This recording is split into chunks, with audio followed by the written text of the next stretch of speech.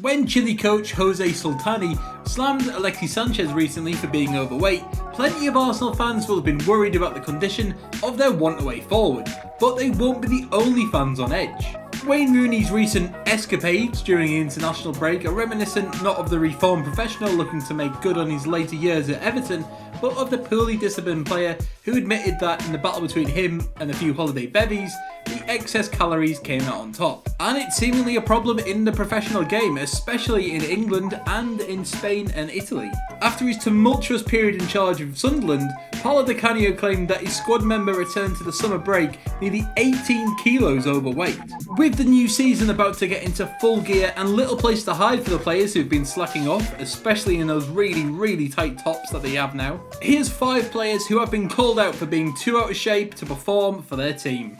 Number 5, Hatem Ben Arfa. It's hard to doubt Hatem Ben Arfa's ability on the pitch. At his best, his touch and control is exceptional, and he scored some truly excellent individual goals during his time at Newcastle, which helped him become a true fan favourite. However, his attitude and commitment were questioned repeatedly, and things came to a head over the summer of 2014 when then manager Alan Pardew left him out of Newcastle's pre-season plans. The French newspaper La Parisien claimed that the club had fined him for being overweight, according to the Chronicle, and he was allowed to leave Newcastle at first on loan and then permanently. Though to be fair, for a big lad, he'd moved pretty quickly, didn't he? Number 4, Benny McCarthy. Another famous case of a player with enough talent for the top flight, but an even greater appetite. McCarthy spent 2 seasons at West Ham after a successful stint with Blackburn Rovers, but he only managed to make 11 appearances for the Hammers. Reports from the Mail suggested that he was fined on 5 separate occasions by West Ham for being overweight, and even when he did manage to slim down, he couldn't make it into the team. These days he's coaching in his native South Africa, and it seems like McCarthy is better suited to a position that allows him to advise on technique without having to be directly participating in any fitness training. Number 3, Gabby Agbonlahor. Of all the potential indignities to suggest as a professional athlete, being sent to a fat camp is by far the worst. Despite starting up front for Aston Villa as one of their most senior and highest paid players, Agbonlahor managed to find the back of the net just once during their disastrous campaign which saw them relegated from the Premier League.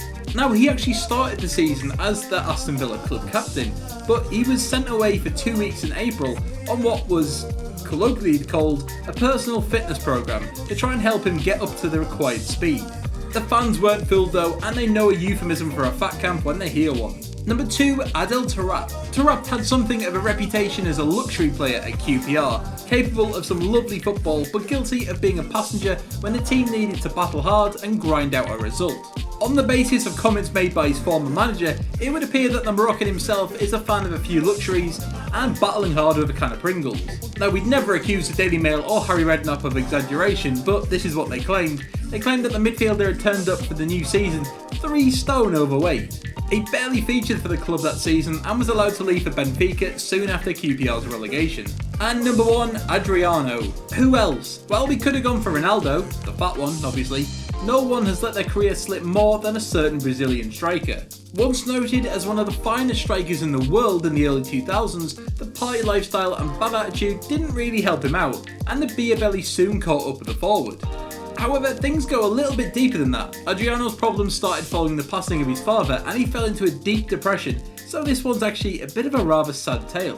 While he was once a fantastic hitman, he did become a bit of a whipping boy of world football because he piled on a few pounds. In fact, things got so bad for Adriano that, whilst at Corinthians in 2012, he was placed under house arrest by the club in a bid to help him lose weight by keeping a close eye on him and putting him on a really strict diet. Sadly, however, little under a month later, Adriano was released by the club due to lack of interest in playing, getting fit or even training. And that's our list. Which footballer do you think needs to drop a few pounds? Let us know in the comments below, and why not keep yourself fit by joining Team Footy Feed, subscribing and liking this video.